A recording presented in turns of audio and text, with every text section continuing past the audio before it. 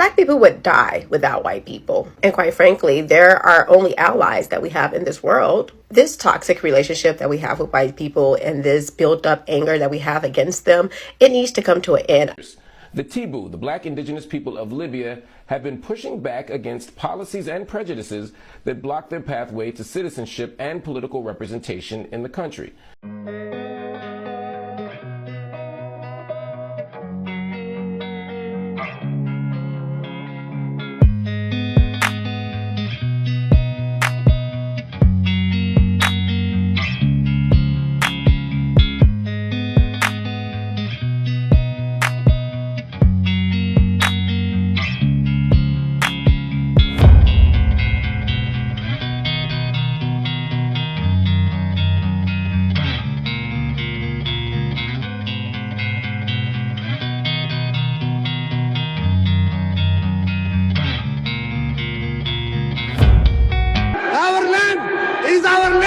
Everything's our land.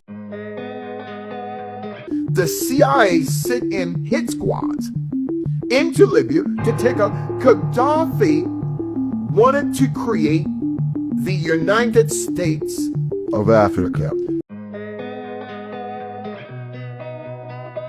The concepts that we now think of as black nationalism and black pride started with Garvey's pronouncements.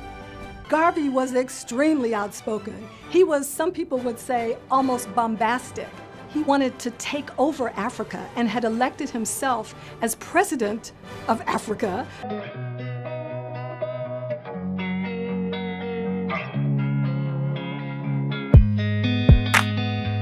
We often feel that Africa is for Muslims.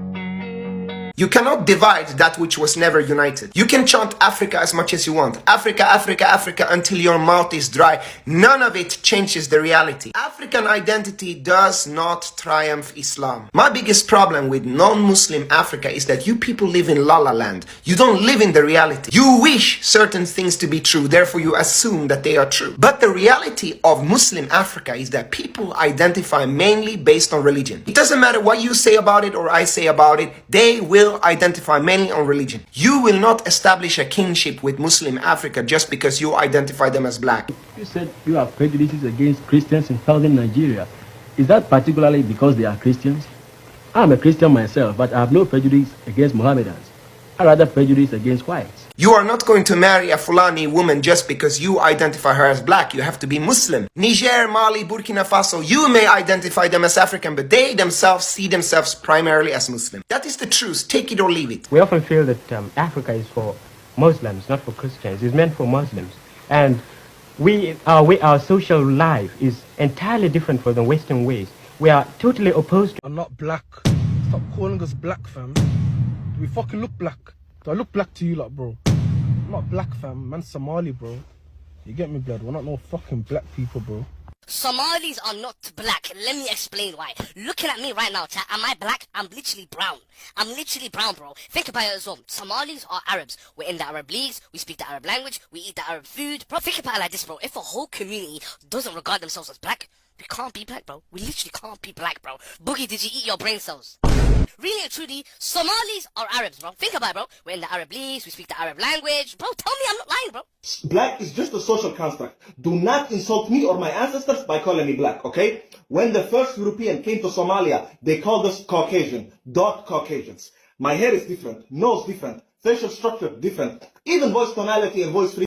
Oh my gosh, I could not figure out for the life of me, why would they lie and say we came off of, or our ancestors came off of slave ships? And I'm thinking, like, nobody would survive that journey. I've been seeing a bunch of theories on it, and but I don't listen to people, so I'm sitting here thinking, and I'm like, why would they just not say that we're Native Americans? Like, why would they not say we're Native Americans? Why would they say we came from Africa? So I'm sitting here, and I'm like, because they didn't want us to ever have claims to this land.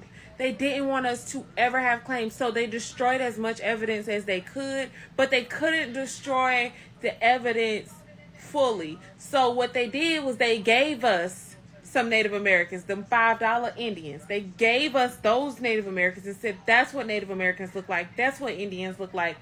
and they gave them the reservations and the rights and the money every month, and they got all of that.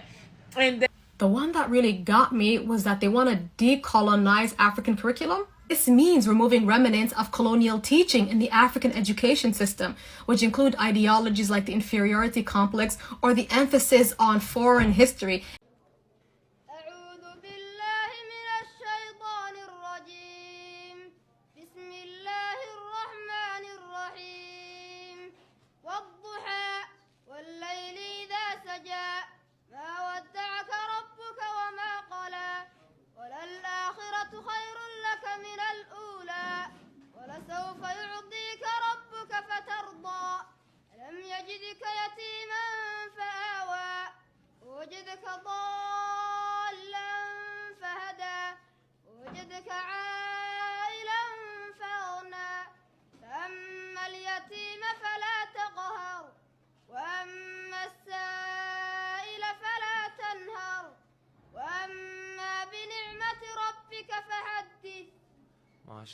Arab army ever went and put Islam into Africa or forced the people in Africa to accept the religion. The people in the West African Muslim countries accepted the religion of Islam to trade and business. Religion of Islam, this is false. And this time they want to revive African history using African historians. So this reminds me of a shocking article that I read not too long ago, or maybe it was a journal post on a website that talked about the importance for African people to learn about European conflict. We know Germany has a dark history in Africa and not a lot about colonialism. How much do you learn about German colonizers? Hearing about all the things that happened to our ancestors in terms of colonialism is sometimes really hurtful. All right, so this we have here is a cannonball. That's what they used to punish females who resisted rape. Now it's about 25 kg. They put in chains, tie it to your ankle to restrict your movement. Provides an entry point for Africans to speak about other traumatic events such as the G in Rwanda and the one in Namibia and the other ones that I'm sure a lot of people don't talk about. It's like they're saying that somehow Africans lack critical comprehension in understanding what they have been through, and therefore if we can teach our history, that's going to provide a good reference point and perspective for them to understand their history. Did I get that one right? Is that what I understand? The Arab slave trade. There was no such thing. Historically, there was slavery all over the world in ancient and medieval time period. But this idea of white Arabs invading Africa, replacing the people and making them slaves under Islam, that's not history, that's geopolitics. Unfortunately, uneducated people have a very difficult time separating what is history and what is geopolitics. So many end up becoming what Hillary Clinton called, quote, useful idiots, running other people's political agendas. Now, historically, ancient Egypt had a lot of slaves. The Persians, the Greeks, the Romans all had slaves. African kingdoms like Ghana, Mali, Songhai had a lot of slaves. And all of the empires from Ghana to Nigeria, they were non-Muslim. They traded a lot in slaves. Slavery is a negative part of ancient and medieval history. When Islam spread to Africa, first northwest, and then east. What they call Arabs today are local people who converted. It was converts to Muslims who kept on pushing Islam further and further northwest. They would have been dark-skinned and brown people. Yes, it's true that these melanated Muslims would have had Arabic names, but the way they frame it with Arab slave trade appeals to the emotionality and historical trauma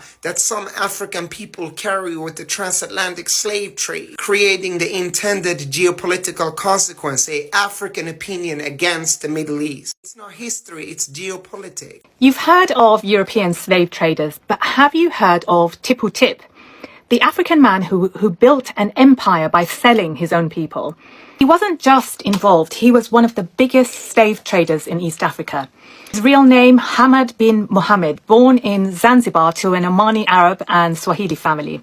But in the late 1800s, Tipu Tip controlled trade routes stretching deep into the Congo. Ivory made him rich, but it was enslaving Bantu Africans that made him powerful. And guess what? He didn't hide it. He wrote memoirs in Arabic, bragging about it. Europeans admired his leadership. King Leopold II even made him a governor in the Congo Free State, the same Congo where millions died under Belgian rule. So here's the question no one wants to answer. Can you be both African and a colonizer?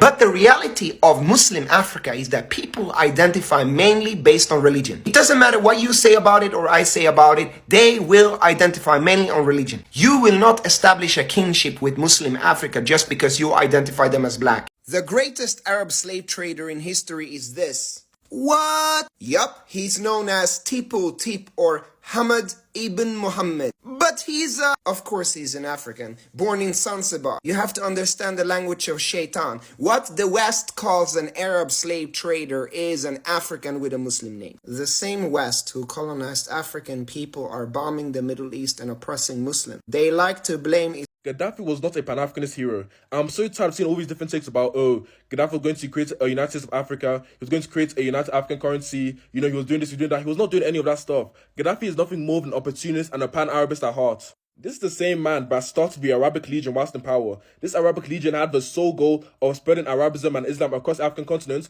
through violence. You see the genocide in Sudan that started more than 30 years ago, that was Gaddafi. The Arabic Legion became the Janjaweed that actually genocided the black African people of the Darfur region. He wanted to ethnically cleanse them in order to put forward an Arabic population in that area. But that's not all. In Libya, in southern Libya, there's a population of black African people called the Tubu people. Gaddafi denied people citizenship, denied them access to any government funding, any of the benefits of the Libyan state because they were apparently chiding people. Because according to him, no black African person could be from Libya based on their ethnicity. They had to be from Chad, from Africa. They could not be a true Arabic Libyan person. Is that really the man that you believe is a Pan-Africanist hero? A man that you truly believed had Africa's interests at heart? Really? Beyond that though, he literally funded attacks against other Pan-Africanist leaders. He funded the invasion of Tanzania when it was led by Julius Nyerere, an actual Pan-Africanist leader, an actual socialist. Why would you as a Pan-Africanist fund the invasion of a country led by another Pan-Africanist? That goes against your own interests. Doesn't make sense. If you want to go further, this man became close allies with Compaoré, the killer of Sankara. Why exactly would you become allies with somebody that killed your so-called brother in Pan-Africanism? It makes zero sense to try and claim Gaddafi as a Pan-Africanist when his actions say otherwise. Beyond all of these attacks against African people, we know where his heart truly lies based off his first 20 years in power. He was a Pan-Arabist. He wanted to take up the legacy of Nasser, the first Egyptian president, and bring forward a united Arab state that would stretch all the way from Mauritania, Libya, Algeria, all the way to the Middle East, including countries like Iraq, Iran, all these different nations. That's what he wanted to do at first, and that's what he pushed for in the first 20 years of power. His shift to Pan-Africanism came about after the failure of Pan-Arabism. He simply wanted to consolidate power and be the figurehead of a massive united bloc of people. He never had African interests at hand. He was never an actual Pan-Africanist. He was just an opportunist who wanted power. Simple as that. The Tibu, the black indigenous people of Libya, have been pushing back against policies and prejudices that block their pathway to citizenship and political representation in the country. We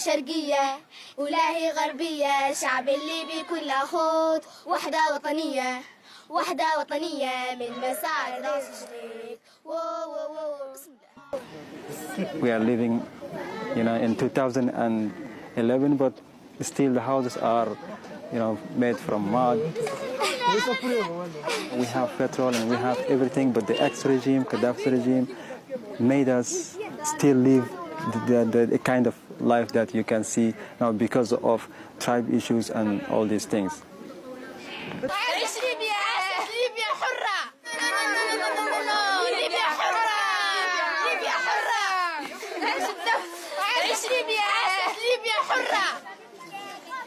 The Tibu tribe. Mohammed As-Sanusi, he is the Director of Culture Development for the Libyan Ministry of Culture. Welcome to the show, Mohammed. Let me start by asking you about the location, the culture, and the history of the Tibu people. Can you talk a little bit about that? Yes, hello Mark. Thanks to have me tonight. It is a great opportunity for all the Tibu to be here and to show their culture and to give some description about Tibu. First of all, I want to start with beginning with the Tibu description about the Tibu. We are minority and indigenous people of the Africa, and we are indigenous people of the land, Libya and Chad and Niger. We are around 2 million people living in this land for around 30,000 years, and we are the original indigenous people of this land.